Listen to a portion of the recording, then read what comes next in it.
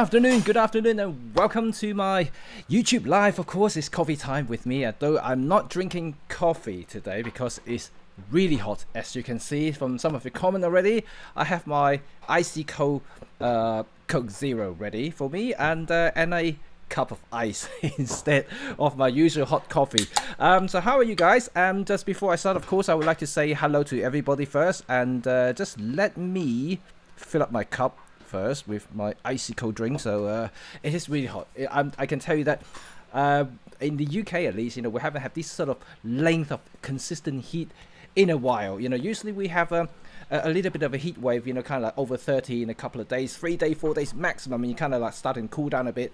But this heat wave that we are experiencing right now, it has lasted for nearly 2 weeks now, and because of that, all the houses, because we don't have air conditioning, and that's another thing. So we absorb all the heat, and we're so well insulated, for in terms of the properties and everything like that, to save energy bills, when it comes to winter time. And it means that all the heat is actually retained within the property, and it's really hot here.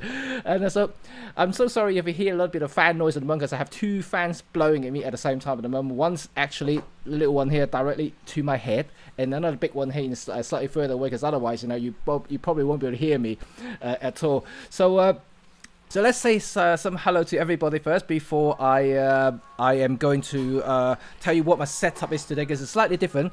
And let me know as well, if you can't hear me, because I don't use my normal left mic, roll mic that is kind of attached to my shirt, because I'm just feeling really hot. I just don't want any wire whatsoever attaching to me at the moment. It's just like I'm feeling really sticky already. So I'm using a Rode NTG mic. You can see here, just right here.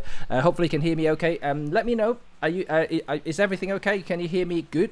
If not, I can adjust the volume, of course, and hopefully you can hear me well. So let me say hi to all of you first. So hi Steve, good afternoon. Good afternoon Patrick. It is indeed very, very hot in the UK. I think at the moment we are 33 degrees Celsius. That is pretty hot, or maybe even 35. In the house, I feel like it's like 36 already. And hello Frank from Hamburg. Hello. And Mark, good morning. Oh, okay, you must be in the US. Then Theo, hello from Netherlands. Christopher, Mark 4. You really looking forward to my Mark 4 review, yeah? Don't worry, it's coming. But I have to say that there was a little bit of delay there. I'm going to tell you all about it later. Good afternoon, Ivan from Italy. Napoli must be hot as well in Italy. Morgan's from Denmark. Hello. And Rob shoot photos, of course. Marsha, hello there from Florida. Taiwan, ni hao. And oh, Hayden, you're here as well, Uncle Jimmy. Good afternoon, Hayden. How are you? Are you still on the beach? And Christian, hello. Roger, Tetsu, Wee is here as well. Hello there. And oh dear me, right. Tell me all about it. You dropped your EM5 Mark II on the pedestrian way. Oh dear me, ouch.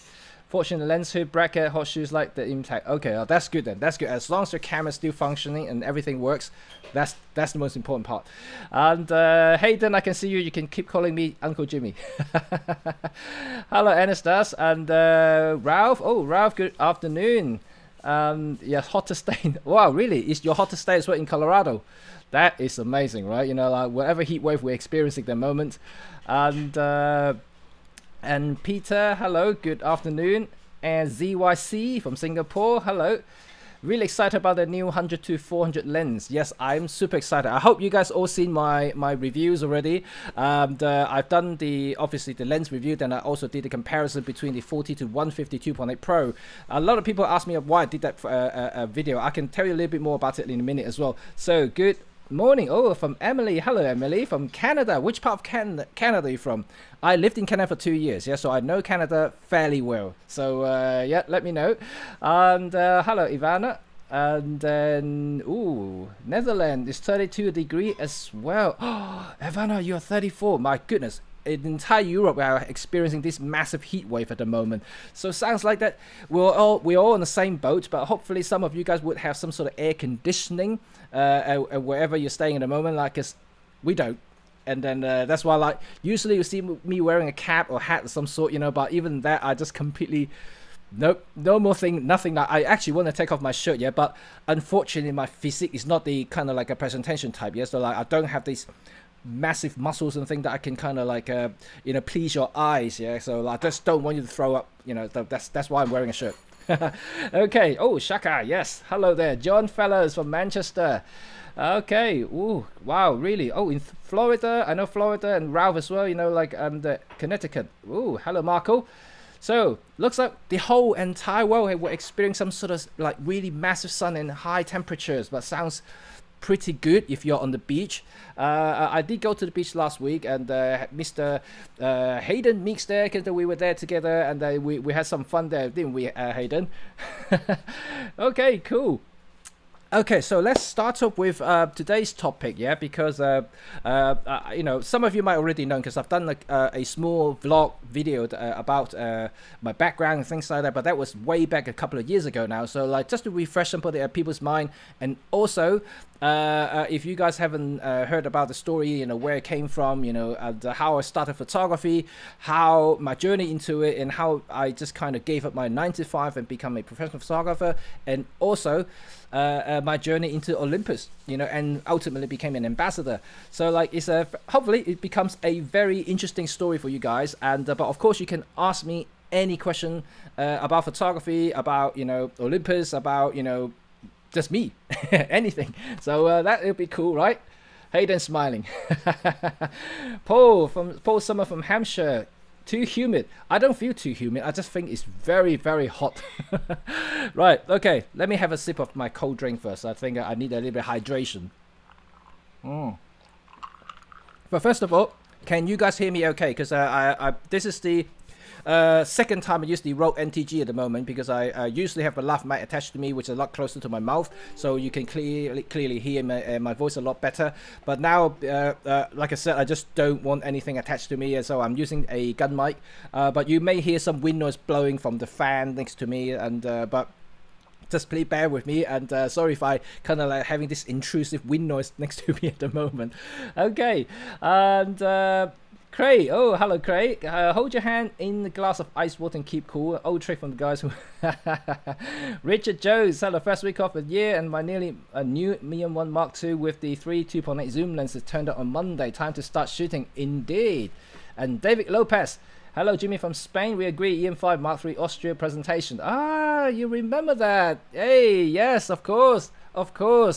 Wow, you were there. Okay, yes, I did the presentation for the EM5 launch in Austria last year. Can't believe that it's almost a year already, right? Hang on a second. I think that I just need to change the text color, so otherwise it's quite a little bit hard to see. Oops. Can you guys see now? Okay, and better. Yes, better. Right. Okay, all sounds good. Audio's good. Great. Now let's start. So, okay. For those who don't know me, my name is Jimmy Cheng. I'm a professional photographer, filmmaker, and an Olympus ambassador. So I started photography around about 15, 16 years ago now. Maybe I'm counting wrong. Maybe 16, 17 years ago now. As time seems to fly so quickly. And so basically, before I picked up a camera, I was an engineer, so I designed buildings, yes, and I'm quite mathematical, in fact, so it's nothing, when people talk about art, photography, people usually think that, you're kind of the artistic type, you don't know, like, you're not, well, I wouldn't say you don't know, but you're not very good with numbers and stuff like that, but I'm kind of the opposite, actually. I'm actually quite good at math, and I'm actually quite good at designs and formulas and all the mathematical stuff. And so I started my career as an engineer. I graduated with an engineering degree, and I actually worked for an engineering firm for 7 years. And so yeah, I was a proper white collar, working in the city, designing like tall high rises and stuff like that. Was my background, and I actually kind of enjoy that job, and because it's different, it's quite challenging, and I met lots of different people. I got to travel to different places to see different buildings, because I do like buildings, and but I think like over 7 years, it's things starting to get a little bit more repetitive. I'm not entirely sure about how other people think, when you're working for an office, working in to do a project and things like that. But if you do something that's very similar on a day-to-day basis, and over time, you will kind of get a little bit bored. At the time, I have a colleague who actually into photography, so it was him who kind of drove me into it. Although having said that though, I already kind of have a little bit of interest into cameras and stuff like that, but not to an extent that I would say that I'm into photography. I'm into the gear more like, and because of my colleagues, he's starting to show me a lot of his photos and a lot of the lenses and camera that he was using at the time.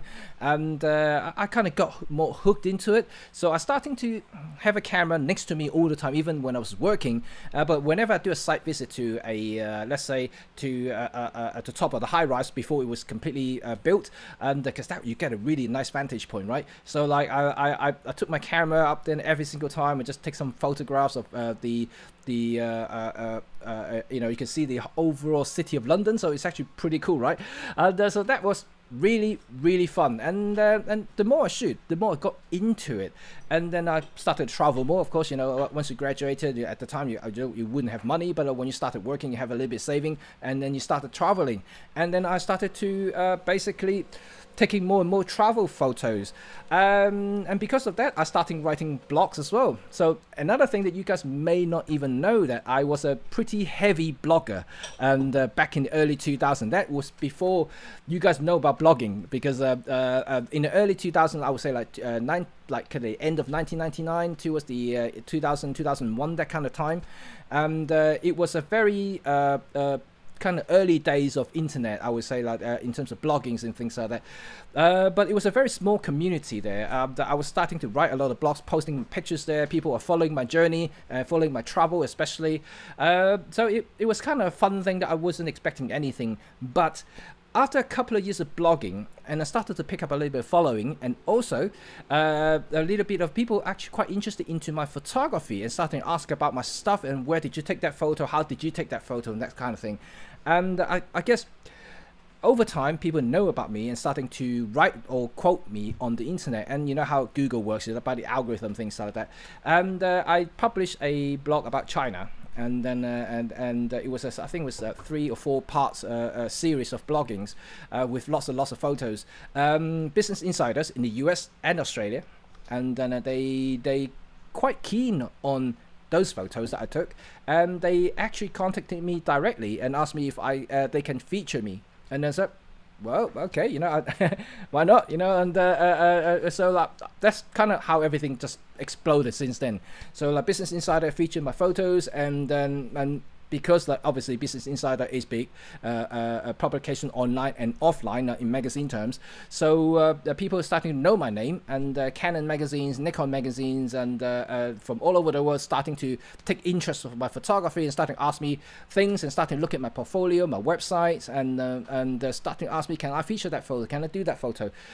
So I said yes to everybody, even though I didn't get a single penny of anything that they did, but I did that. So and it was okay, to me, I was still had a 9 to 5, so I didn't really care too much about people using my photos. I just thought, it's kind of like an achievement if people take kind of like my photography in a way, and so I just said yes to everything. You like my photo, go use it.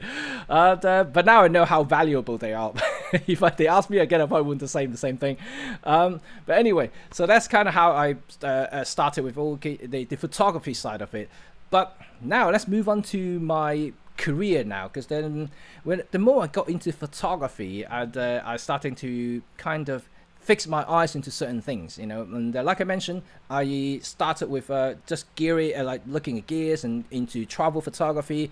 Subsequently got published, but there's nothing to do what I'm doing right now, actually, because as you know, that I shoot a lot of models, I do a lot of weddings, I do a lot of people related stuff, documentary, like the photo I just posted on my Instagram, a young boxer. So that type of photography is nothing to do with travel, but I think it's probably the interest of people's kind of developed when I was traveling. When I go to a strange place that I have no knowledge of, and I got curious about the culture. Not only just about the structure. I guess because my background as an engineer on architectural stuff, I like seeing and watching buildings and things like that. So like when I was first doing photography, I'm more keen to like looking to the cityscapes. I'm looking into the landscape side of it. I'm just looking at just pure structural point of view.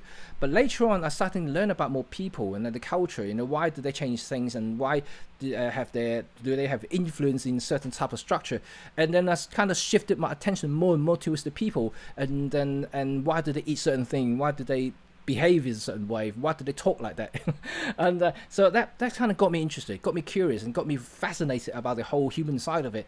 And I started to take portrait of them in the surrounding, in the natural environment, and that's how I started kind of my portrait side of it, of my interest, my profession eventually.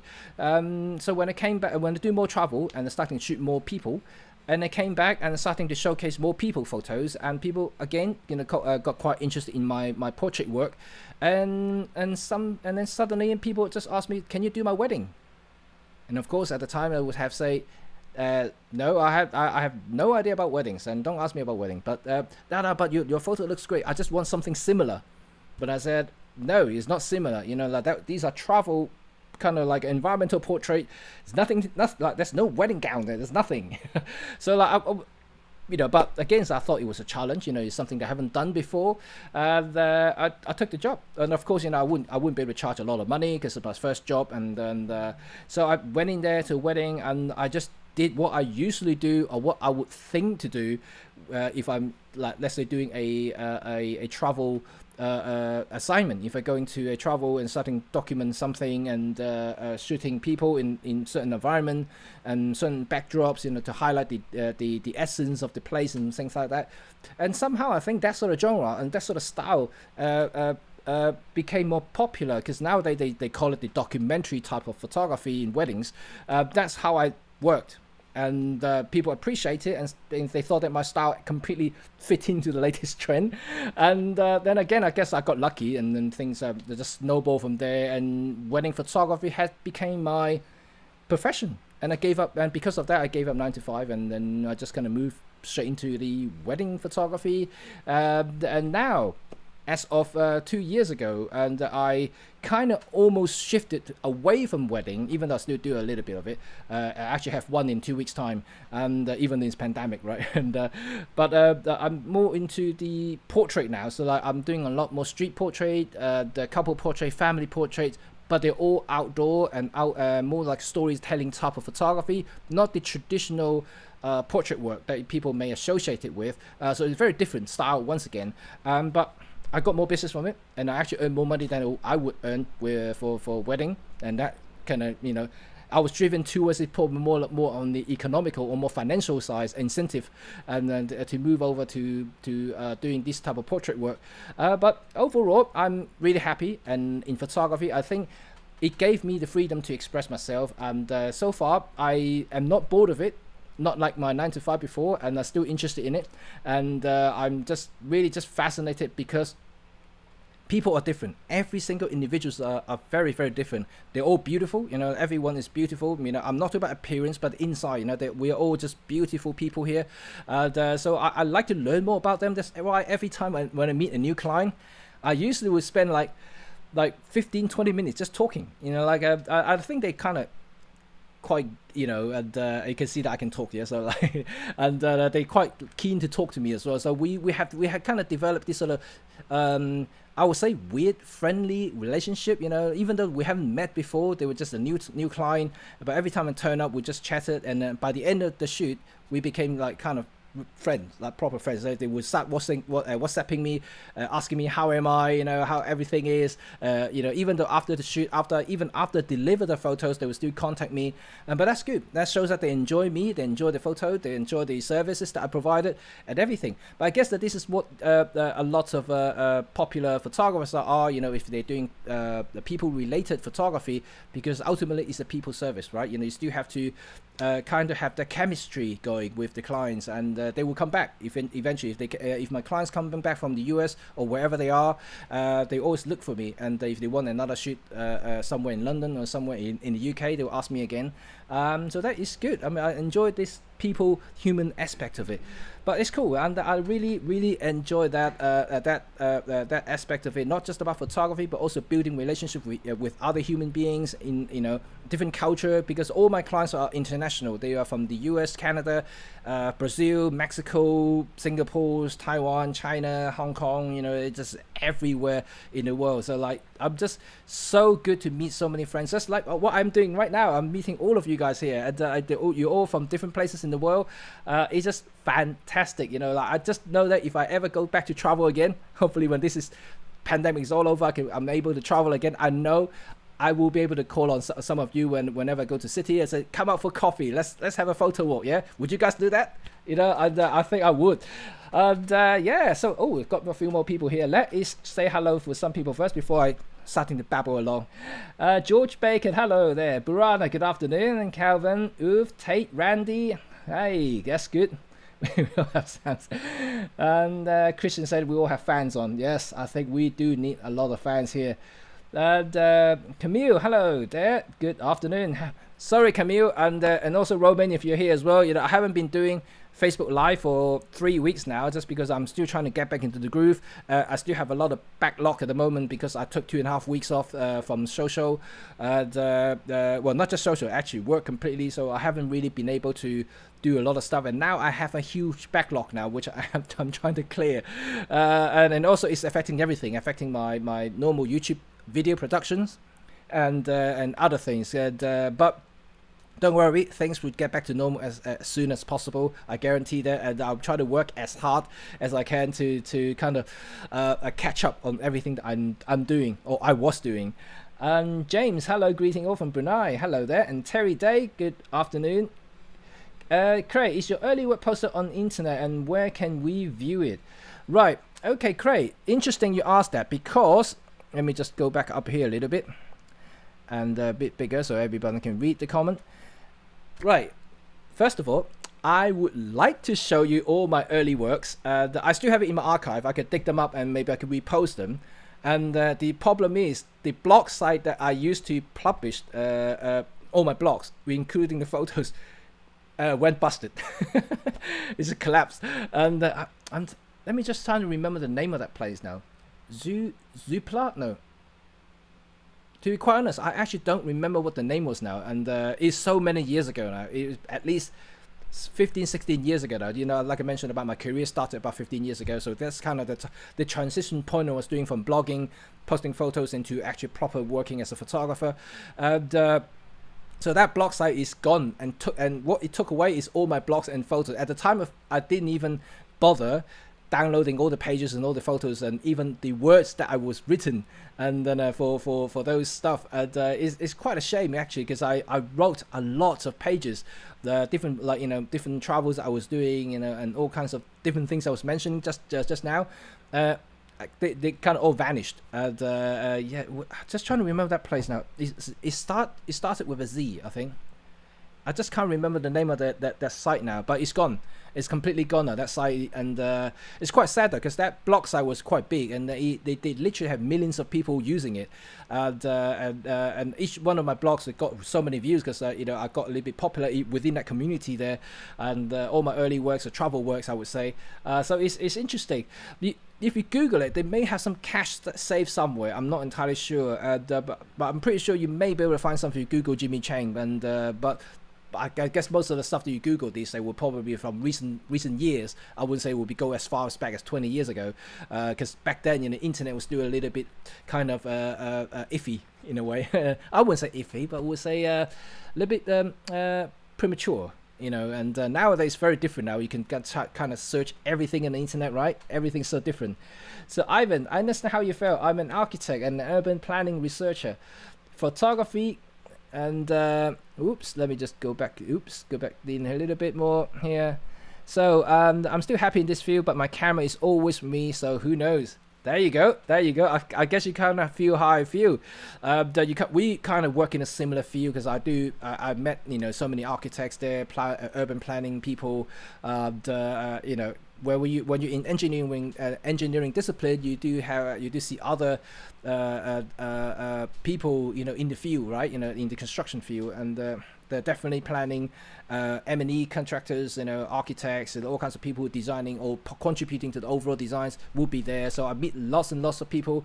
Like I said, I kind of like people, yeah. So I like meeting all these people. So that's cool. That's cool. Well, hopefully, like you find your interest, and maybe you can kind of follow my footsteps, become a photographer. Yeah, right. And hello, Dr. CB. Greetings from Wisconsin. And the new 100 to 400 zoom seemed to be a great companion to the 12 to 100. Indeed, well, you've already got the 12 to 100, and then the 100 to 400 would definitely kind of extend that range bang on there where your 1200 finishes, because then you would, if you get that lens, you will have 12 to 400, which is kind of crazy, and it is good. I have to say that I'm very impressed with it. Now on the subject, let me tell you why I did the video comparison between the new 100 to 400 to the 40 to 150 that I did. People have been asking me, why don't you compare the 100 to 400 lenses between the Panasonic and also the Olympus? First of all, there are already 4 or 5 people doing that already. It really is pointless to do another one. Peter Forsgard just did another one with obviously the Panasonic ambassador as well in Finland. So like there's too many people doing it, and if you want to see sample photos and things like that, I'm pretty certain that they have covered everything. And so if I am to do one, I will be repeating things. So I just don't want to bore you guys. And secondly, and I know people are asking me to compare that with the cheaper 75 to 300 lens, which I actually made that point in the video. The reason I don't want to do that is because of the price. And I know you're kind of keen to learn about the equivalent focal length, the comparison between the two. But from my experience of used it before, I can tell you that right now the 2020 lens, because of the newer lens, the 100 to 400 is definitely sharper, and image quality is definitely better than the older lens. And I know it's more expensive, but I think it's justified not only for the focal length but also build quality and image quality.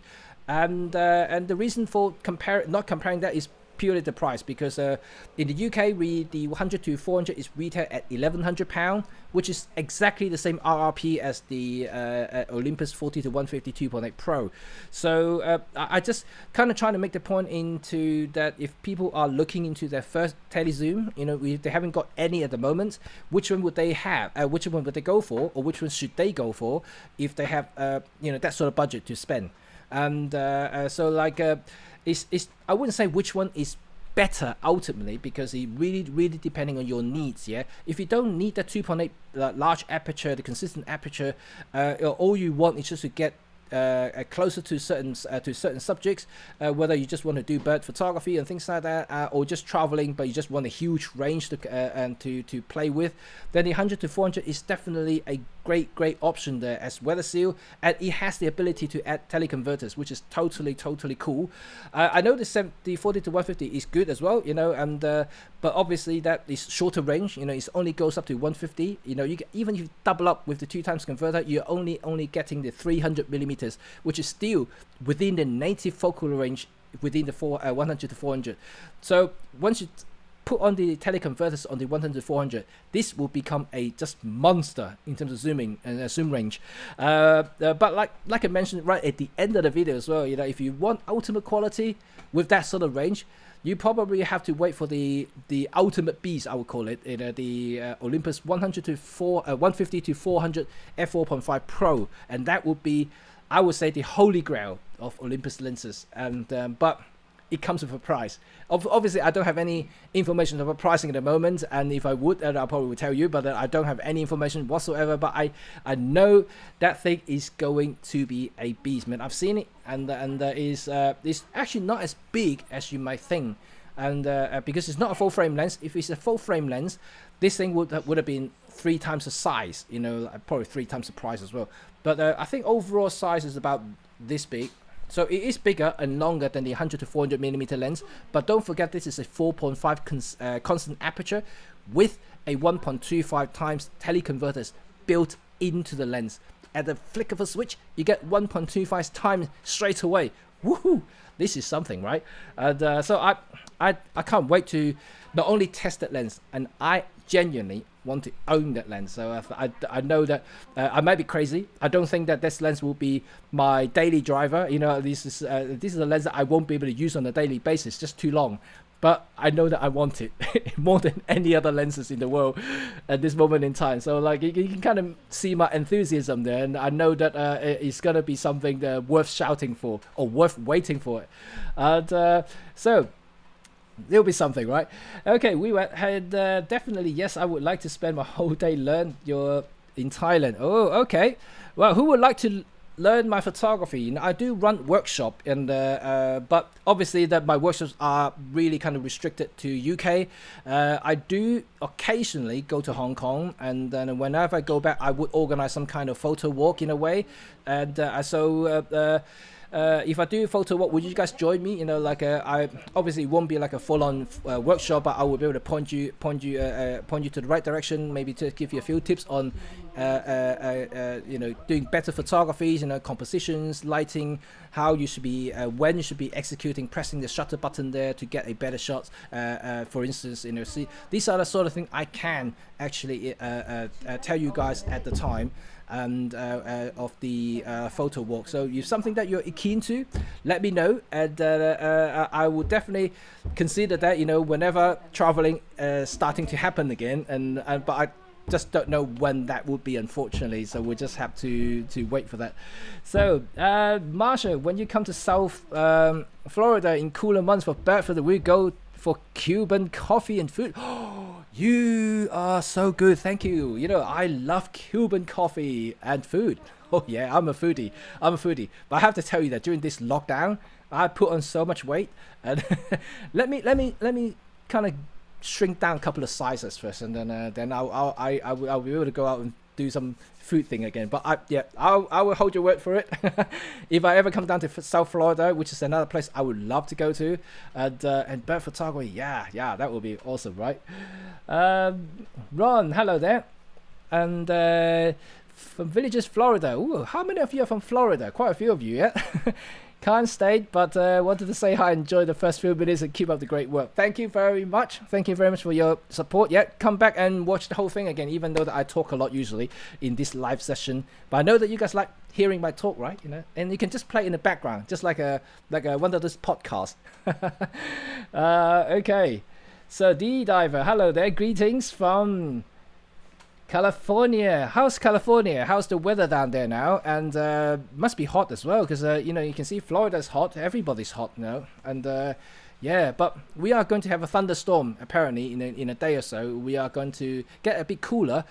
Thank God for that. I think we need some rain here, and we definitely need to cool down a little bit. And it's just getting a little bit too much now, and we definitely need it. It's more iffy. And hello there, Criminal.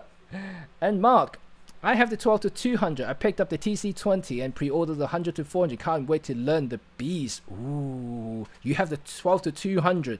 That's the bees too. I like the lens. Remember, I did a video with Zali in Hyde Park. I think it was Hyde Park.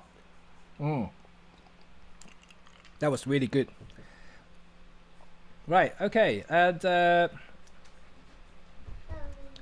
hello, Petra, and how are you? Right, okay, yes, and just to give a shout out to my dear friend C here, and then he has a health condition, and so I'm really sorry to say that, but I'm obviously in good support here, and I hope you really recover very, very good, just be healthy once again. But he does have a lens to sell, and his lens is pretty awesome. It's one of the rarer Kawa lens from Japan, and I think it was the 12mm f1.8 t1.9 manual lens. Google it. This is a really awesome lens. He has one for sale. You are very happy to contact him directly. If not, message me. I'll send his contact to you. And then so he's selling that lens at the moment, and it's really an awesome lens. And if you don't know what that is, I don't have one to show you guys, but he has one. But just Google it, because it has got high prices and high scores for the optical qualities and everything. So he is selling a rare lens. So if you are looking for a rare micro four third manual focus, very fast prime lens, there you go. This is the person to speak to. Okay. Right. Okay. At least $6,000. Very doable. Yeah, very doable. Yes. Right. I want to see how many people will actually get that lens. Yeah, we're gonna do a competition. Yeah, just on that lens. You know what? Yeah, I'm crap with the super tele lens stuff. You know, I'm like I mentioned, you know, my background, and I'm still is a people photographer. I still shoot portraits. You know, these are long lenses just doesn't really work for me. But I just want it. Okay, James Wong Kong, and saw your 40 to 150 versus 100 to 400. Just bought the 40 to 150 a month ago. Hope I made the better decision. Not as not really into birdings. Why 40 to 150? Guess it's better for my sports shooting. Yeah, if you're into sports shooting, yeah, by far the 40 to 150.8 would be for you, because let me tell you a little bit about from my experience. If you are shooting a lot of sports stuff, shutter speed remains the highest priority in any sort of photography, sports photography. 100 to 400, as good as optic goes, is very slow in terms of aperture wise. That means that, you know, unless you can shoot in the bright daylight, you know, and shutter speed will always be the hindrance. So that means you would need either bump up the ISO if your aperture is not big enough, and otherwise it's going to be struggle. So the 2.8 will allow you to, you know, shoot in a lower ISO or faster shutter speed at any given ISO compared to 100 to 400. That's for sure. So you haven't done a bad decision. You actually made the correct decision if you're shooting a lot of sports stuff. So that is cool. You know, like if you really need, like I said, you can chuck in the teleconverters there. 1.4 or even f2 will give you still 5.6 apertures. It's not too bad at all. So that is cool. Yep.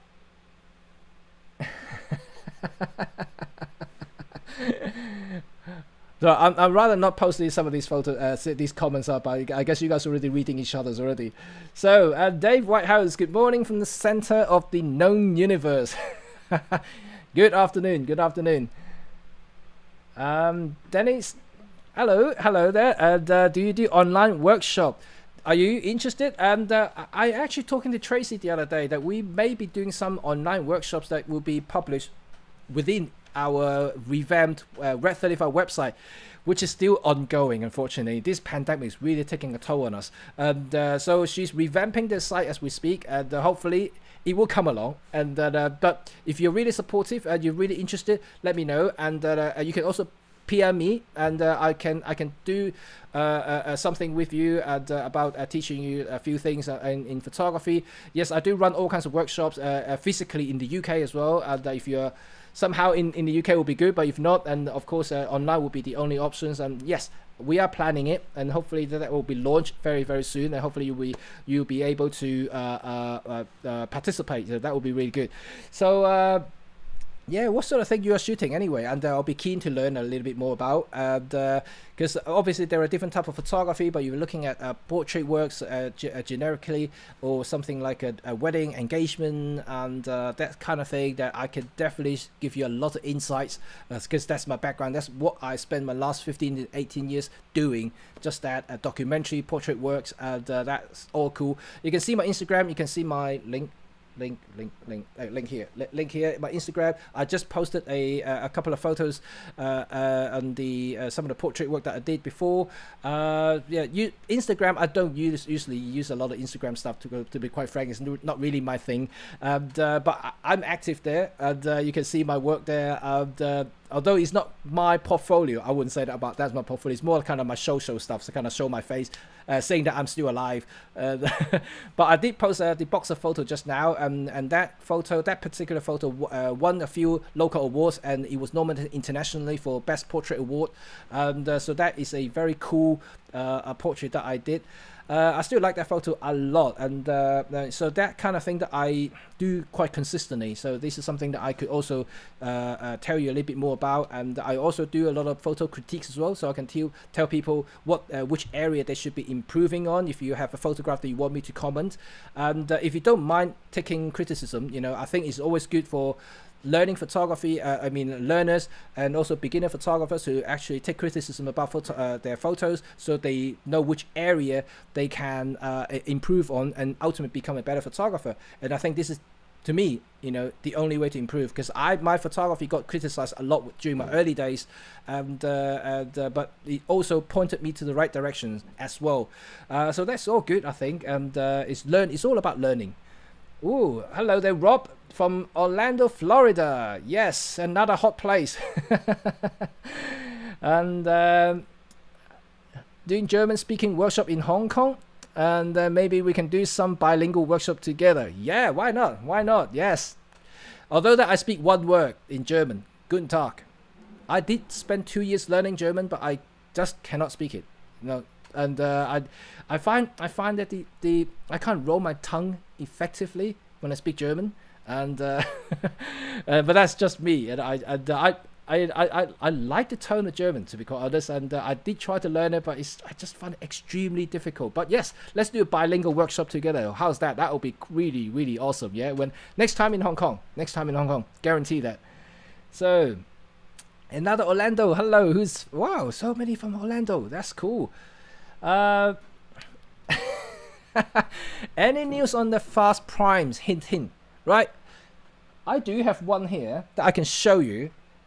Let me know if any of you wants to see the review of this lens, because it literally just turned up this morning, and some guy sent it to me.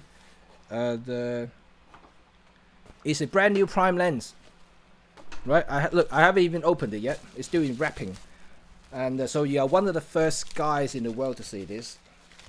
Is the latest Pergear. Yes, you heard about Pergear. I did a Pergear review some time ago now about the 17mm 1.8, and I also have a bunch of lenses that they sent me as well, and this is the latest one.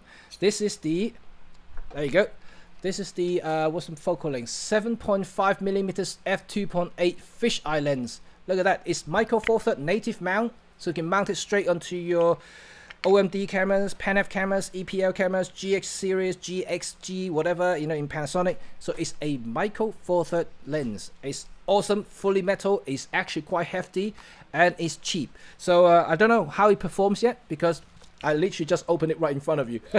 So this will be cool. If you want to learn more about it, and let me know, and I will definitely do a review for this. Although this is a fisheye lens, and I don't have anywhere fisheye see that I can take photo of, because we're in lockdown, not lockdown, but I don't want to travel to tight spaces to kind of test this fisheye lens. So I may have to find somewhere somehow to do a test on the fisheye lens, and then to show you the perspective from a fisheye's point of view. I think it's pretty cool. And yeah, so yeah, there you go. This is the Pergear 7.5 f2.8 fisheye lens. So that will be really, really awesome. And oh, Marsha, thank you very much. Thank you. And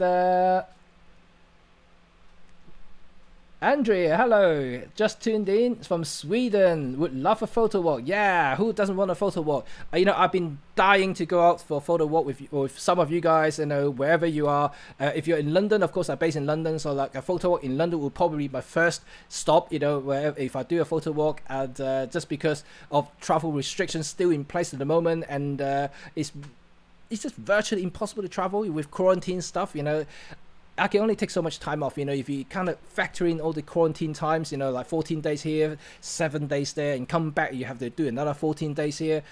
It's not feasible, and this is probably what kills the travel market at the moment. And but having said that, I will be doing it as soon as this kind of travel thing is gone, that I'll start to travel again.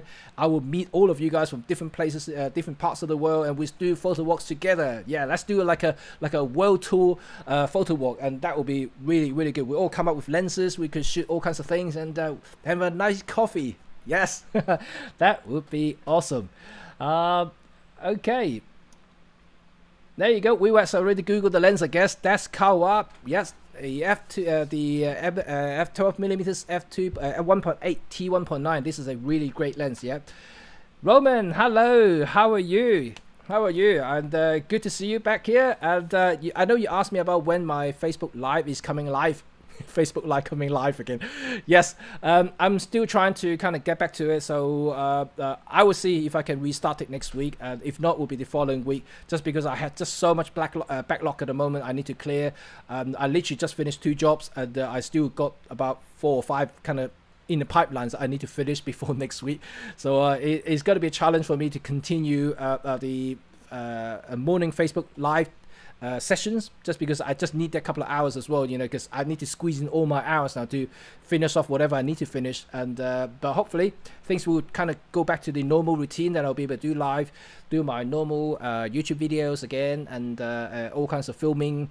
Yeah, I'm really kind of feeling good now, which is a good thing, you know. And I got a little bit depressed, you know, 3 weeks ago. You know, or you all know what happened, you know, if you are kind of the follower here. But if you're new, and my father just passed away a couple of weeks ago, so it's not really a great feeling, not a great timing. And but there you go, thing has happened, this is life. And but now I'm feeling much better now, so thank you for all your cares and loves, by the way. And I have seen all the messages, and just really been grateful for that. So I'm back and I'm happy. So there you go. Theo just saw that if it's possible to pre-order the 150-400 beats on the camera shop site in Netherlands, and you can pre-order without knowing the price. Ooh, really? You can actually pre-order it without knowing the price. I actually thought B&H does the same thing in US, and because I saw someone posted on the B&H site, they actually had the 150-400 lens advertised, but no pricing. But they said pre-order. You can click the button and pre-order it. So I guess it's possibly you can do that. Not in the UK though. I haven't seen any shop that offers a pre-order to the 150-400 lens at the moment. So we just have to wait and see. Maybe there will be some in the next month or so. But so far, I don't know when exactly the release date yet. And then, but I know that I will be one of the first one to know. And as soon as I know and it's official that allowing me to talk about it, I will definitely let you guys know, either through the community page or anything like that, so you get the first-hand information. So because of that, remember, if you're new here, subscribe and put in the bell notification. So as soon as I have some news, I will let you guys know, and you'll be one of the first one to know exactly when this beast come out and what sort of pricing, at least in the UK. So hopefully that will be good. And Adrian calling, good afternoon, and just let you know that we are having a thunderstorm over the northwest London at the moment. Hope you really. Oh wow! Although the weather forecast did say that there's going to be a thunderstorm later this afternoon, so maybe it's blowing our way, because I live in the southeast, so it's a slightly different place. So maybe we're going to have some, not looking like it at the moment, still very bright outside, but yeah, we may have some rain later then. And okay, so I'm going to look at a few more comments, and then I'm going to continue talking my second part of my talk today, which is my journey to Olympus. So let's see a few more comments here. Oh, Andrea's online workshop, good. Yes, and D-Diver online workshop. Oh, thank you. So like if I have quite a few interests then, so that would be good. Maybe I would definitely consider speeding up the online workshop production. Hopefully that will become live very soon. I'll let you guys know. So Roman, I come to your workshop if Zohar is there. You know what? Zohar wants to come out. I can tell you that. And I've been in touch with her, and she's busy. She's actually busy filming all kinds of adverts at the moment. And but I'm pretty sure that she's really keen to come out to shoot again. As soon as it's feasible to do so, I will definitely organize one, maybe do a video together. And no doubt that she'll be back. Same as Sally as well. Sally also, you know, like really keen to come out. I'm pretty sure everyone feels the same way at the moment. Like we're kind of stuck at home, and even though like we can go out, but you don't want to take the public transport.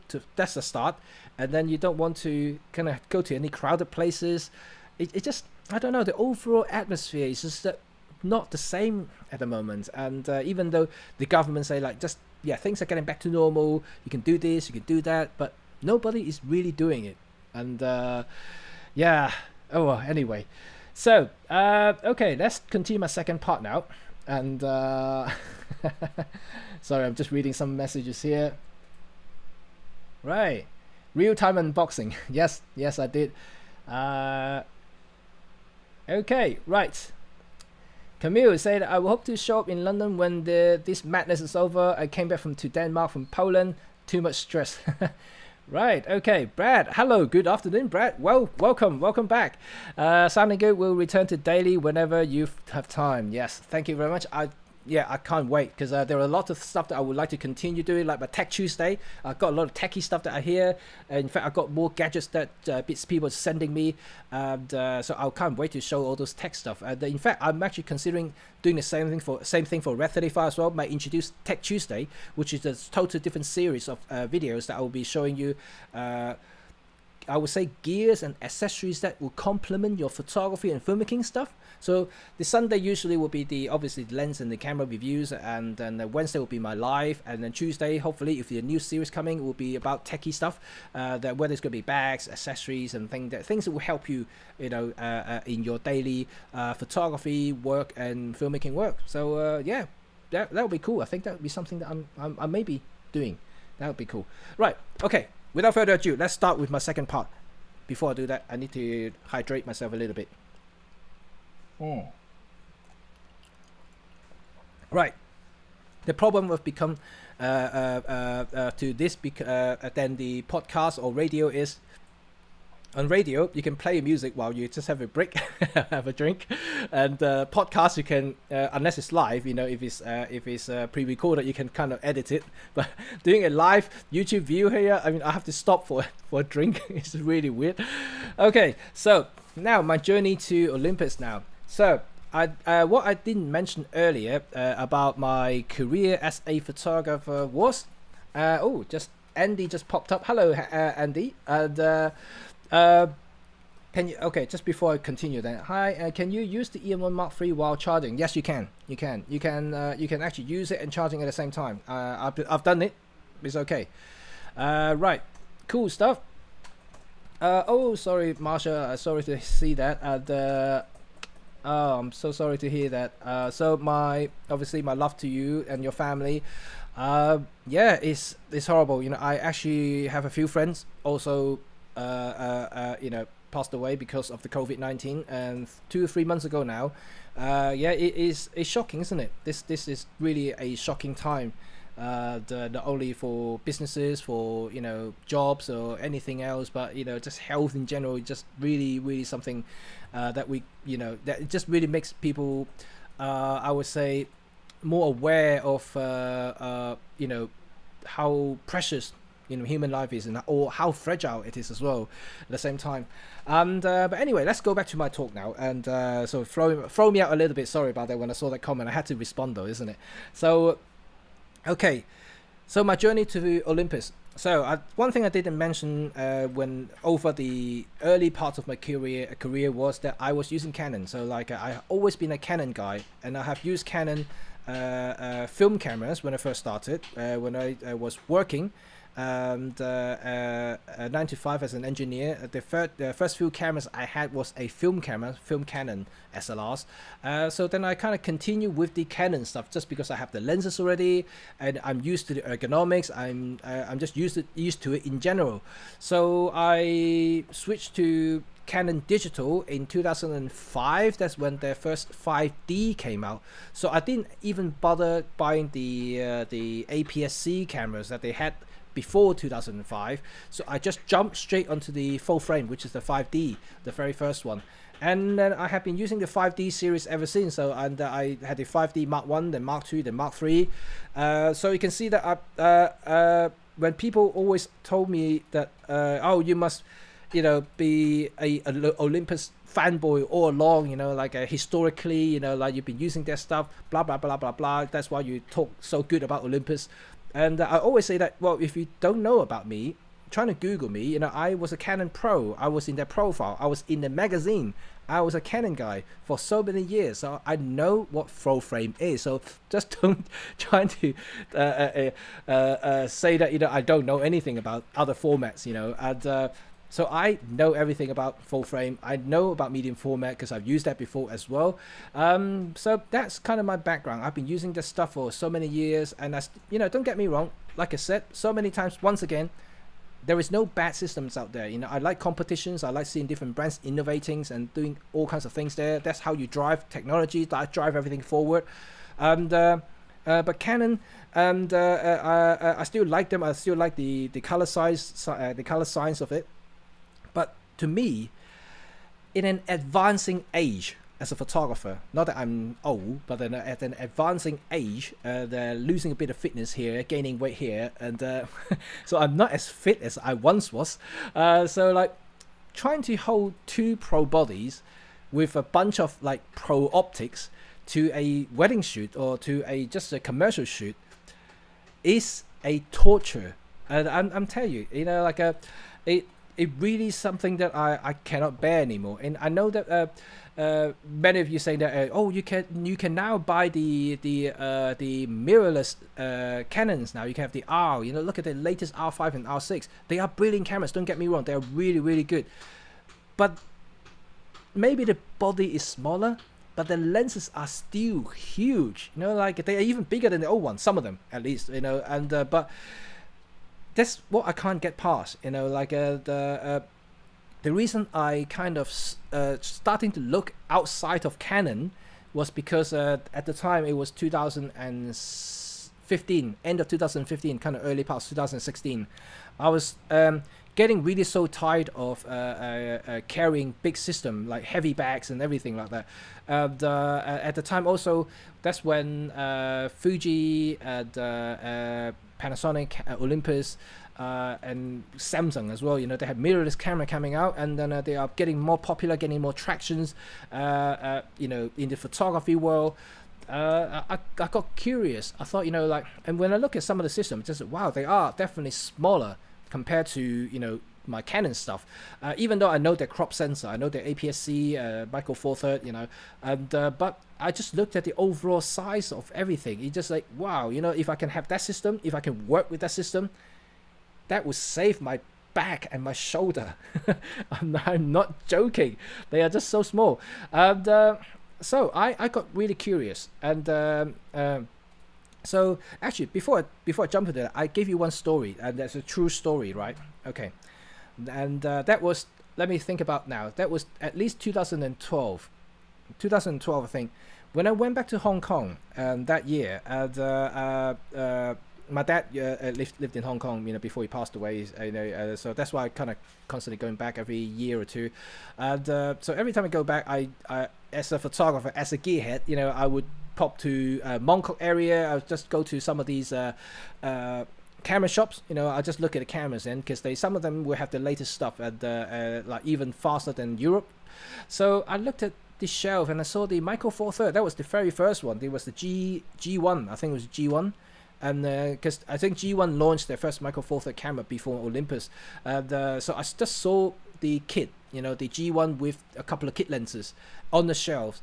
So I got so into that size. I just looked up, and I see like all the other like brilliant cameras there, like the Canon 5D Mark III, which I had, and then the not Mark III, Mark II, and then the Nikon, D whatever 700, all the others, like brilliant cameras there, like all everywhere on the shelves. And then you got tiny dinky little thing right in the center there, Panasonic G1 Micro Four Third. And there's seriously, I was so into that. I was just looking at that, staring at that for so long, and I went up to the salesman and I said, "Can I look at that little camera there?" And the guy told me straight away, "You don't want that. You want the Canon. You want the Nikon. Why would you want Panasonic? This is no future. This is nothing. Look at that. This is all it is. It's crap. It takes a crap photo." Well, but it's a camera. You can't take crap photo with a camera. Camera is a camera. You just take pictures, right? And then so that guy was really trying so hard, to deter me from looking at the G1. And and that's that is a true story. I really had to insist to the guy, "Can I just you work here. I just want to see that camera. Just bring it to me and I can have a look." He really want to sell me the Nikon and Canon. He doesn't want to sell me the G1. And but anyway, I forced him. I literally forced him to show me that thing. And then I eventually have a look at it. I loved it. Loved the size and everything, even though there was kit lenses. And but when I turned on the camera, one thing that put me off was the EVF. And that was one thing, definitely something that pushed me off, because at the time I'm still very used to OVF, and also don't forget that this is way back in the history now.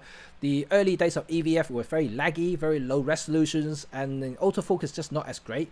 And but overall, I like the size.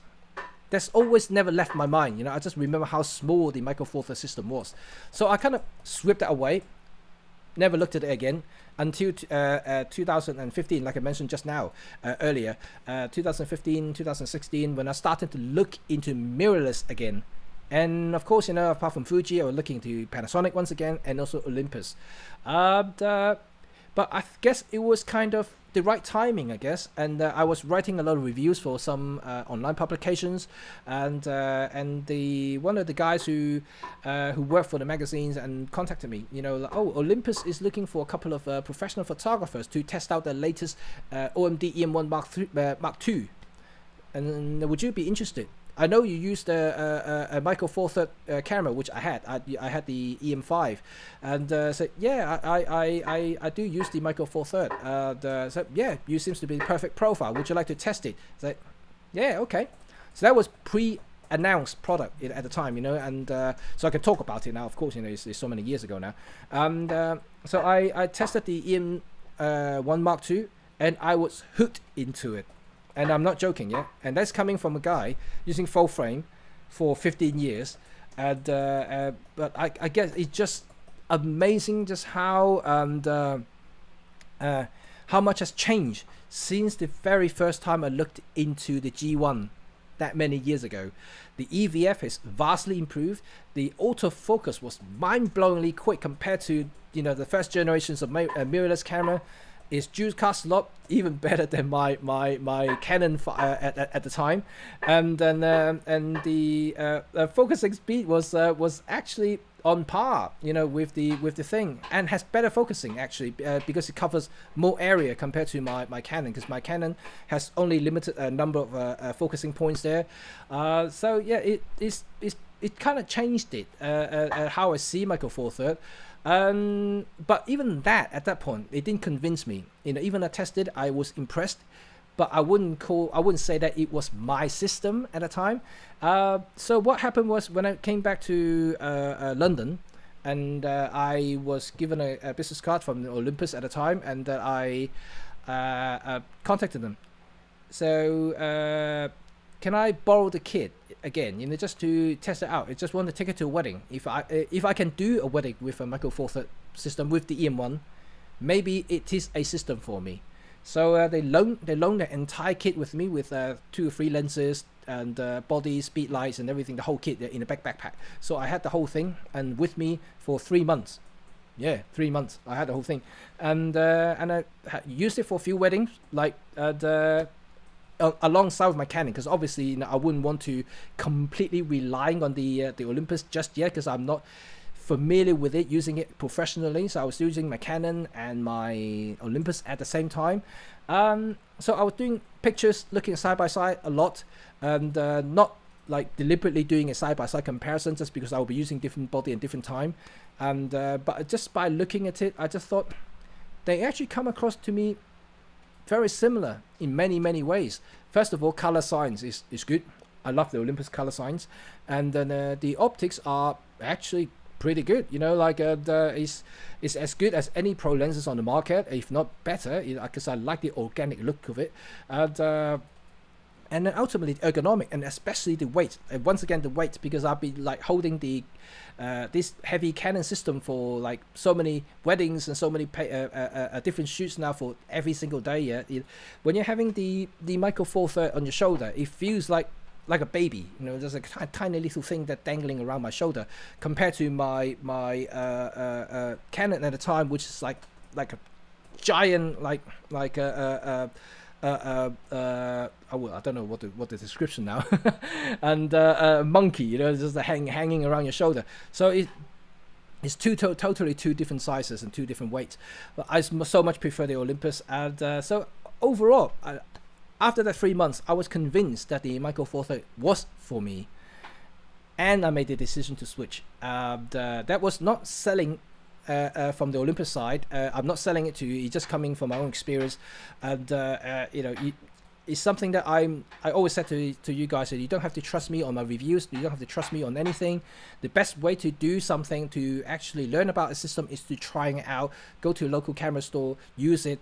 A lot of the camera stores or even camera manufacturers that often offer the test drive program, so you can actually borrow the system to use for a day or two, maybe even over the weekend or even longer, depending on what sort of situation.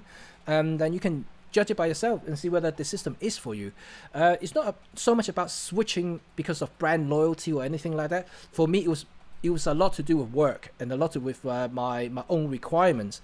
To me, because of my type of work, I'm not a commercial product photography. I'm not into I'm not doing a lot of billboard photography, so like, I don't need ultra high megapixel to start with. So a lot of my work are documentary stuff, and so I need only a fast system, reliable system, rugged system, and also something that will allow me to get the right moment at the right time quickly. And in that case, the Olympus really suits my needs. And like the 20 megapixel, even though people might think it's not enough, but I actually think it's enough for me, and especially that I still find that the 20 megapixel is sufficient to print even like my wedding albums for my clients. They are 10 by 14, and they're not small. Like I can print A3 sizes canvases, even bigger, without any problem with the 20 megapixel. So it's in that case, I don't think I need anything more than that. Sorry about that. There's some work is being going on in my front of the house. So hopefully that this is something that will kind of let you know a little bit about my requirement side of it, because I think as a photographer, I don't like to switch system that easily, and because you're so used to something, you invested a lot in the system, you trusted it because you see it so long and you're familiar with it. So for me, making a switch is a big thing. Olympus didn't really sell anything to me. All they wanted me to do was to try it out, and there's no obligation. I can simply return the kit back to them. I can continue using my Canon, or I can continue to my switching or searching program. And I was quite keen on Fuji. I have to admit, I was quite keen on Fuji at the time as well, but ultimately I went the Olympus route, and that the rest is history. So I just been using Olympus ever since 2016, and after a switch, and I just find that this the perfect system for me. And so far I still haven't regretted it, because I think this definitely got one of the best colors out there, one of the best sharpness and portabilities out there. Definitely one of the most rugged and reliable cameras I ever used. And yes, it's more reliable than my Canon, and I can tell you that, and especially with the EM1X. And I have used so many cameras in my career now, and I would say in probably about 10 to 15 different cameras over the course of 15-16 years, and of course that most of them are from the same brand like Canon and other things. But I have to say that the Canon have failed me so many times in a very tricky weather situation, but Olympus hasn't failed me once. And I shoot outdoor quite a lot even for my portrait work, because I do a lot of environmental portraits and documentary stuff. So the Olympus definitely hasn't failed me once, even in very extreme cold weather, very wet, like torrential rain situations. It just works, and that's what I need as a professional guy who earn and relying on the gear to make me money, and that's all I want to see. Like a lot of the time, I think it weighs more than anything else. Like less, more than megapixel, more than dynamic range, more than anything else. But I think that is really a workhorse camera. So that's why I like it. So then, before I go into the Olympus ambassadorship, let me answer some questions. To give you a little bit of a break. Let's see then. So let me scroll back a little bit.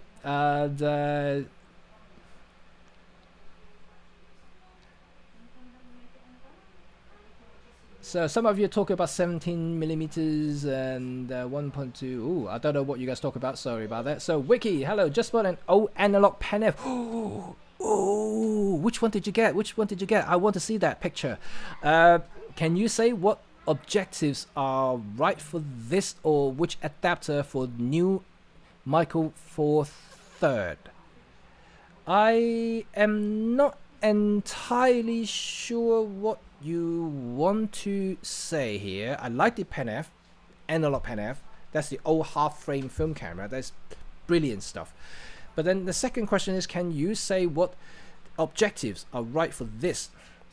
Are you trying to say what lenses is good for it?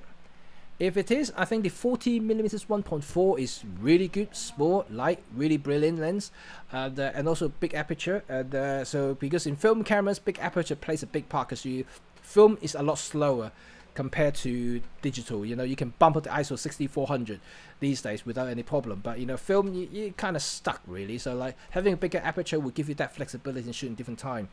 Also, which adapter for the new Micro Four Third? Right, Olympus does actually make adapters for analog lenses to be adapted to the digital system, as long as they are Olympus brand. Of course, you know, you can use the OM lenses, original analog OM lenses, and the PenF lenses. Of course, you can mount it onto the digital MFT system.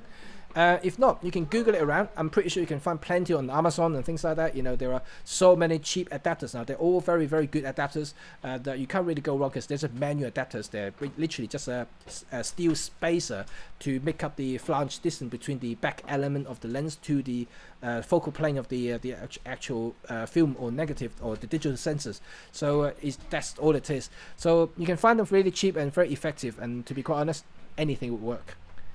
So. And Stanislav, those who don't have MF full frame experience feel they miss something with the Micro Four Third, and they often take full frame as must-have bait. Well, I guess they owe it a lot. They owe it a lot to the marketing department, to be quite honest, because frankly, a lot of the marketing people, you know, they like to rave about the bigger format, even though the manufacturers have actually offer both APS-C and full frame. They always say that eventually you will move up to full frame. So like it gives the impression to people that even APS-C is not good enough. You have to go to full frame, and that will be the holy grail of photography. This is something that I think is misinformation. And I mean, there is obviously technological benefits of having a larger sensor. You know, that's physics, you can't deny it. And we all know about the weaknesses of Micro Four Third, but so is weaknesses of full frame or any other formats, because we all have different trade-offs, right? And but I think what they did, I think to me is wrong, is that they're trying to push it one format and the only format, and it's just something that kind of got me frustrated a lot. Because if they think full frame is the best, then what happened to medium format? So like that's supposed to be bigger than full frame, and that will be what the holy grail of holy grail. So it just doesn't make sense, right? You know, but that's what they're pointing at. They want everybody to go to full frame, but it's something that I guess, like you said, you know, like people, unless they're using Micro Four Third and starting to appreciate the actual quality coming out from it, the really convenience and the benefit from small sizes and lightweight system, they would never ever understand and how good it is and how versatile you can be just by having a lighter system in general. So it is something that I think needs to be re-educated. So share my videos and share my channel so everybody can listen to me. How's that? Okay. Okay, let's see that. Jeff Swank. What's your take on the future of Olympus? Well, I kind of said it before, but I can possibly say it once again here. The future of Olympus is, as far as I know, is pretty good. The business as usual, that's how they put it. So you can see that the roadmap that we all saw last month, and things seems to be, yeah, everything seems to be in the right pipeline, and then that means we are also expecting a few more new products where from the lenses and cameras point of view. You already see two things being released this month, the 100 to 400 and also the EM10 Mark IV. So two things already come out, and we're going to expect more. The next one coming should be the 150 to 400 according to the roadmap, because you can see that these are the two lenses that actually have the name listed on the roadmap. So now the 100-400 is out now. So the next one should be the 150 to 400 millimeter Pro lens. And so when, I don't know at the moment, but yes, that should be the next one. Camera wise, we just have to wait for the product cycle to come to the end. So we just got the EM10 Mark IV. So I wouldn't be surprised the next one would be potentially be the EM1X Mark II. And then but that, I don't know, that could be still be some time away, but it could be EPL, could be EPL 11, you know, and because the EPL 10 and 9 are literally the same camera, so they haven't quite updated it. So maybe the EPL 11 will jump the queue and then become the next major update. Just don't know quite yet. Maybe even a new camera altogether. Who knows? So this is something that I'm quite excited about, and I know that JIP is committed to the continued R&D and also other developments in the from the technical point of view. So we are all going to be very, very excited about the future of Olympus. But obviously, I cannot persuade you to believe in Olympus or anything that I said. So if you feel a little bit awkward to maybe to continue investing in Olympus, it's nothing to stop you from investing. And the only thing I could say to you that, you know, I too invested a lot of money in the Olympus system and using it to make my money, and I'm going to continue doing so just because I like using the product, and because of that one reason, I don't see the point, you know, why I would switch or change or stop investing, because the mother company has changed. You know, as long as they still trading, as long as they still making product and servicing the products, that is good enough. And so that's probably my take on it. Also, next one here. Oh, hello there. And how are you? Judge popping in. Howdy. Howdy indeed. Howdy indeed. How's your weather around there? You know, here is very, very hot. Okay. Oh, lens. Okay. Yeah. See you there. Lens. Yeah. What lens is good for the Pen F? The analog Pen F. Like I said, 40 millimeters 1.4 is beautiful. I love that lens, and that's a really, really great lens there. Rudolph, hello then from Sweden. Hello, how are you? Right. Oops, sorry about that. My text is still a little bit too big there. Do you print your wedding photo albums or use commercial printer? Right. If I have a binder, I would print my own photo, but I don't have a binder, so I use a commercial printer. I use a company in New Zealand called the Queensbury. They're very known, very famous in the wedding scene, and they're just good because I send them the color profile of my camera. They will match camera profile, so that means whatever I see on the screen will be completely matched with the album. It's all good. And it's very reliable. I've done it so many years with them now, and seems they haven't let me down once. I do print my photos. I print my own photos, but just not for the album because I can't bind them. And rather than trying to print the photos and then ask someone else to bind them and put together an album, so I might as well just give it to someone else to do everything in one go. So it's just easier that way. But yeah, that's what I do. But I do print my photo. I love printing photos, to be honest. Expensive though, these inks are really expensive. Okay, Adrian, is raining buckets now in Southwest. I gotta really tell me about it. Tell me about the garden, man. Right, guys, I have a new garden, so I can't wait to show you guys. So hopefully in the next few weeks I'll be able to show you my garden outdoor when the sun is coming out again. And so my garden is no longer messy. I have new lawn, so it's new grass. It's everything looking nice and green and soft and fluffy, just nice, and new fences. Yeah, it's all nice out there now. So I can't wait to show you guys when the sun is out. Maybe we can have a virtual barbecue together. How's that?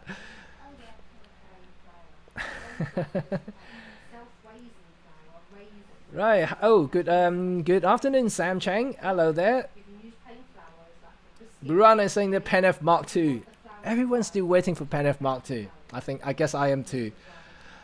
Lee Cam, hello there. Sorry I can't join in. Expecting visitor any minutes. I'll play it later. Okay, no worry, Lee. No worry, Lee. Yeah, take your time, mate. No worry about it. It's not compulsory to watch me. And yeah, you can check back anytime. Leave me a comment. It's more than enough, mate. And I feel you guys, and you guys are regulars here, and I see your faces all the time, although virtual faces. And but it's all good. Like I said, one day I'll meet you. Definitely, all of you. That would be really my hope, and dream come true to meet all of you actually in real person. That would be really cool. Right, any thought on the 56 1.4 from Sigma compared to the for the Micro Four Third? It's a brilliant lens. It's a very good lens, very sharp, and I've only used it a few times because I don't own one and I can't get hold of one for review, so I can't really show anything, but I have borrowed one from my friend a couple of times just to try it out. It's good. It's actually relatively good lens, and I would say that optically is very close to the pro lenses. The pro lenses still kind of have this slight edge in terms of optical corrections, and also that organic feel from the feather bokeh from the Olympus Pro system. It's just something else, and something I really can't describe. But it's a good lens. It's a very good lens. If you're interested in it, you can't go wrong with that lens. It's actually very good. How do you convert the lens millimeters from OM to OMD with the converter? Okay, right, simple, because all the OM lenses are for film, and all the film cameras, unless you are talking about the half frame cameras, but all the OM lenses, they are 35 millimeters 135 format, which means full frame. So they are full frame lenses, so you got a 50 millimeters OM lens. When you add the adapter, chuck it to the Micro Four Thirds system, you double it basically. So you have a 2 times crop factor, so you have 100 millimeters equivalent in the Micro Four Thirds terms. So all the OM lenses that you have, when you chuck it to the MFT, you just basically multiply by 2. So if I remember correctly, the widest OM lenses is 28 millimeters, and that means that you are getting a 56 millimeters on the Micro Four Thirds, the widest one you can get on the OM lenses. So you are actually getting a standard lens for the widest lens from the OM era. But they're all good lenses. They're very compact and metal built, really nice quality, gorgeous bokeh, very vintage. If you like that sort of look, it's nice. The one to go for. Inch, have you into that into the 100mm macro, so into the roadmap as well? Yes, I kind of want to test that 100mm macro. I'm not a macro guy, but I had that interests me because you can get really like crazy close to something, yeah. And like I said in the Facebook Live that I did a few weeks back now, this lens was introduced to give you the a very unique macro photography requirements, because in the Canon world they had the 180mm f3.5 macro, which is a phenomenal macro lens on its own, very bulky, very heavy, but a lot of macro guys lost that lens because it's something that you can't get with a normal 100mm like in full frame, yeah, and or the 60 that we have on the Micro Four Thirds. It's just very different because you got much bigger magnifications there, so you can see really detailed stuff. So into that sort of thing, the 100mm macro lens will be something to wait for, and I'm pretty sure it's going to be one big popular macro lens, I can tell you that. Andy, have you tried vlogging with the EM1 Mark III? How's to see it? Oh yes, of course, I have tried vlogging with that thing. Yes, EM1 Mark III vlogging, good. It's really good. You know why? Because the enhanced face detection is so much better than any others that I've tried so far, apart from the EM1X. And but EM1X is like much bigger and heavier. So the EM1 III is definitely much better for vlogging purposes because it's lighter, smaller, and then also the tracking is really good now. It tracks the eyes really well as well, although it doesn't show it, but it's actually very good for vlogging purposes because it doesn't hunt anymore, and then it's very accurate. And the transition when you, let's say if you're vlogging, you want to swing around the camera, look at the scene, and the transition between the close to distant focusing is very smooth. It's quick, but not suddenly quick. I don't know if it makes sense. So it's actually a very good transition there. So when you swing the camera back to your face, and you will basically lock onto your face and sees your face, recognize it straight away, and slowly pull the focus back together. Although everything that I just said can be adjusted in the menu as well, so you can adjust the sensitivity of the focusing, how fast you want to the focus to switch back and forth. Everything is adjustable within the menu system. So the EM1 Mark III for vlogging is definitely works, and it's really great for that as well. And yep, I would just buy the EM1 Mark III for vlogging. And but equally, the EM5 Mark III is good, but just not as good as the EM1 Mark III, of course. It has the latest AF, and it's just better in many ways, especially with faces. So yes, it's a very great option. Let's see. Peter, hope you do not get unwanted visitor in your garden. I have a badger in mind, digging up the grass and borrowing hose. Oh dear me. Well, I do, but lucky that now I have a proper door installed now, as of yesterday, because the day before we hadn't got the garden door installed yet. So foxes always comes around. So we had a fox did a dump right in the middle of my garden, yeah. So I got so gutted because I see a big pile of poo right in the middle of the garden. So I had to pick out in the morning just to chuck it out. It's like really horrible. And but now I got the gate on. So far, so good. 2 days now, I haven't seen any poo in my garden. So hopefully it's not coming back to use my garden as a toilet. So at the moment, it's all good. Right, Rudolph is very tempted to get the 100 to 400 millimeters 1.4 teleconverters to use on my GX5. Ooh, yes, it is good. It's as good, isn't it? But I have to give you a advanced advice about using this combo on the GX5, because the Lens IS and also the GX5 IBIS doesn't communicate, unlike the Olympus system. I know it's not Sync IS, but in the Olympus system, you can use the Lens IS for the standard yaw and pitch compensation. But then in the body, with the latest firmware on the EM1 Mark III, Mark II, EM1X, and the EM5 Mark III, when you have the Lens IS on and the IBIS on in the camera, the sensor will now work properly for rotation. So essentially you're getting a proper 3-axis stabilization with this combination here. But with the GX5, I don't think the IBIS is working with this, so that you'll be restricted to just yaw and pitch, which is 2 axis on the lens only, so you won't get the rotation from the sensor. So for that, and I think that you are kind of a little bit restrictive, so you just have to be sure. Okay, yeah. Right. Sorry, I think I need to communicate with my builder at the back at the moment. Just 1 second. And I think I need to switch on this switch. Well, give me 1 second, I'll be back.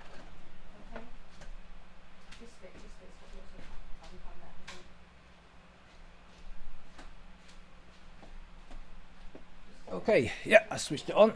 So, let's go back to here and how sexy would a Pen F2 be? But with the OMDX technology, that would be ultra sexy, I can tell you that, D-Diver.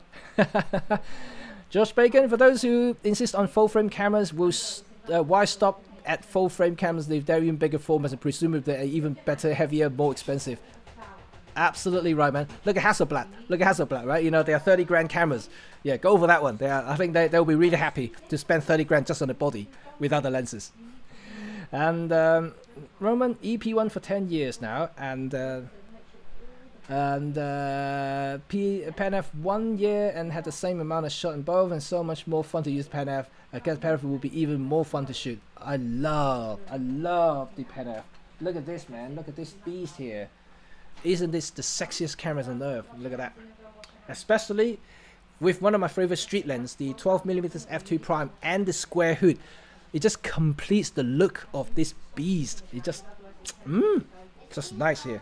Nice. Right. Laowa is releasing, yes, they are releasing the 52.8 macro lens. Yeah, I know. Try to get my hands on it. Yes, I would definitely get my hands on it. I know them very, very well. They always send me stuff to review, and I just haven't got this lens yet. So I would probably try to get one, and but unfortunately I do have a backlog, because I can see that I've got about like 6-7 lenses I haven't reviewed yet. So I don't know even if I get it, I don't know how quickly I can actually make a review out of it. So it's just time. I need more time. I need a clone of Jimmy, and maybe I can ask Kimmy back, so I have a second half of myself doing another review. Although there he'll be talking about full frame stuff. So, also EM1 3 stabilizer CIF work much effectively than the EM1 Mark II body when shooting movies in macro. It keeps moving insects in focus and very consistent and removes any hand jitter. Yes, you are very right. That's how I feel about the EM1 Mark III as well. In general and overall, I think it's a much more stable platform compared to the Mark II in movie mode, at least in movie mode. Because I shoot a lot of film at these days handheld, so I do find that the Mark III is definitely way more stable compared to the Mark II. But photography-wise, you probably won't see as much effect compared to the Mark III, simply because when you're shooting movie or videos, you're constantly moving. And while photography, you're more or less stationary, and when you're clicking the shutter buttons, so the effect can be very, very different when you look at it that way. Okay, and where did I get a square hood? Right, Olympus, because you can get a knockout version, a cheaper version on Amazon. I'm pretty sure they sell one of these, but this is actually a genuine Olympus lens hood. I don't know if you can see this. Let me see if I can focus. So this is the lens hood designation LH48. So this is Olympus lens hood, and you can actually get one of these online through through their website, and I'm pretty sure you can get one quite easily. They are fairly dear though, and I think it cost £40, something like that. You can get one like easily half the price online from a third maker. But if you want something original, you kind of have to pay for it. But I got this square hood. It's actually part of my limited edition 12mm lens. It came as a set together, so it's something that I received it as a package. You may not actually have heard of the 12mm limited edition lens, which is something I can tell you all about it later in the next time. But yes, they actually released a limited edition 12mm lens. So it's something that you may not be aware of. But that's, like I said, it's limited and it's gone already. You can't buy them anymore. And I do have one, which I'm using right now. Okay, cool stuff. Right, last bit of my today's talk is my ambassadorship. Yeah, so many of you may not know that I became an ambassador of Olympus last year. I would say last summer, so it's almost a year ago now. So I can't believe that's already a year. And so how it became an ambassador, or how can you become one if you're really interested? So I guess once and foremost is that you believe in your system, and that also you have the ability to showcase what you can do with the system, and consistently. So it's not just about at least in the UK anyway. This is the how they judge ambassadorships in the UK, and whether you can qualify as one is that you. I wouldn't say you are going to be a salesman, because they have sales teams. So you don't have to sell your system. You don't. And this is what they told me straight away. You don't have to sell the system. We have a dedicated team just to do that. We have a marketing team just to do that. So for you as an ambassador, what you need to do is that you use the system and also produce work with the system. So all you need to do, you just show that you are using the system, and that's exactly what I've been doing. And I guess that people just know that I'm using it over time. Now, as an ambassador for the last 12 months, and what have I seen, in terms of benefit or anything else? I think that it hasn't really changed that much compared to the pre-ambassador time that I had before. And it's just the same thing. I'm still a photographer, still a filmmaker that I am doing right now. I'm still running the same show in Red 35. I'm still using the same camera and same lenses. So nothing actually has changed. So I think for you, if you are interested in getting close to Olympus, maybe one day become a mentor or educator in the US, or ambassadors or visionary, all you need to do is to basically continue believing in the system. And because I guess you got to believe in the system before you can even call yourself an ambassador. And I wouldn't say a fan. Not just a fan, you have to go beyond the fan, because fan is like you are blindly, no, I wouldn't say blind, that sounds horrible, isn't it? No, you just love the system because you like, the name, the actual brand itself. But moving over that, you need to kind of think that the system is capable of achieving whatever you need the system to perform and to get whatever shot that you need to get from the system, and you don't need to prove it. You just basically be yourself, and that will be the most natural way of doing everything if you ever want to become one. And it's like so many I've seen already online, some of your photos, whether it's going to be on Facebook, on Flickr, on Instagram. If you know, I've seen so many brilliant photos already. Just keep on doing it. Tagging Olympus is one of the main thing. You know, they would notice you, and if they really like your work, becoming a fan of your work, that will be the entry door. That's how I would say it. So I guess that would be my take on it. If someone asks me, you know, like when and how can I be be involved in with the Olympus, you know, whether it's gonna at different levels. So you have to get through the door first, you know, be recognized, being one of the biggest Olympus guy in there, before they even call you anything. So they have to see your work. They have to definitely make sure that you can produce the work that they want to see. And you don't need to shout it in a way that like trying to sell yourself in a way. Just keep doing it. Just keep doing it. Just all you need to just tag them. If they like it, they comment it, they like it, they follow you. Over time, it will happen. And but obviously, you know, you are competing with the rest of the world. That's another thing. And but I'll put in a few good work with you for you. But I've only have so much influencing power. Yeah, I'm not the biggest ambassador in the world yet. And if I am, you know, then I maybe have more power of promoting some of you guys. And but you know, I can put a few good words and see, check that guy's work. You know, it's pretty good. I can nudge it that way. Okay, and so any guys? Oh, so Hart actually asked me one question. Then ambassador perks are damn awesome. There are some perks. One of the perks, of course, you get to play with the latest gears, and also you get to learn some of the latest gears, and maybe even get invited to pre-launch events and things like that. And this is pretty awesome. These are really cool perks, and also you will sometimes get some commission from them as well. So you produce some of the advertising campaigns, you know, and as I did with the vlogger kits. So this is pretty good, you know, and professionally it's also very good as well. Oh, say about professional, you don't need to be professional to be ambassador or the mentors or educator. You don't need to be professional, as long, like I said, you produce consistent great work with the system. That's all you need. Remember to tag them though. I'm still saying that.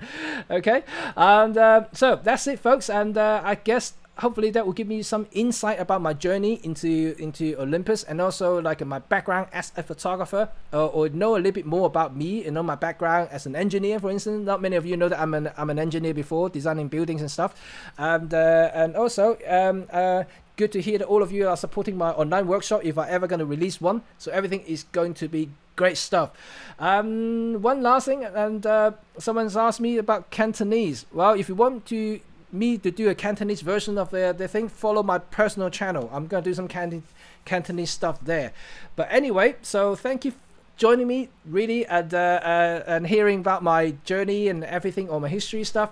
Don't forget to support this channel by subscribing, following it, and also my social media link is, I keep pointing in the right angle here, yeah, that bit there. Follow me there, it will be really grateful. And so everything's good. So I will see you all next time, and have a good day wherever you are. I'm pretty sure that the sun is going to continue to shine, and enjoy your beautiful day. I shall speak to you all very, very soon. Bye for now.